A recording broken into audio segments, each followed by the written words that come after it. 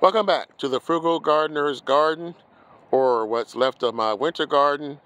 It is the last day of January and I'm still here.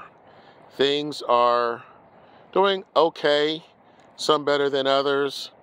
This is starting to take off, and a few of these are getting close to being ready to harvest.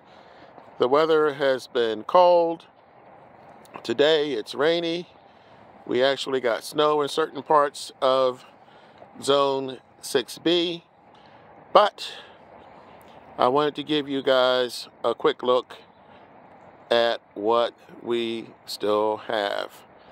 As I said, I told you in the beginning, I'm going to be here all winter, and pretty much most of it is gone. I mean, in 2 days it's going to be Groundhog Day, so I don't know what the groundhog is going to say, but I think that this is taking a little bit longer for some of these to actually grow up. This one didn't do too well. These back here did okay. This one here is doing great.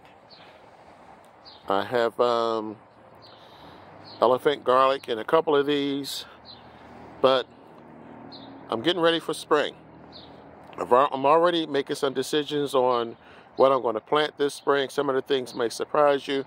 I don't like to just keep planting the same thing year after year. I mean, I do have my staples, my regulars, but I'm going to be doing a couple of new things this spring, and hope you guys stick around to find out what that's going to be. I will reveal that shortly. So this is where we are.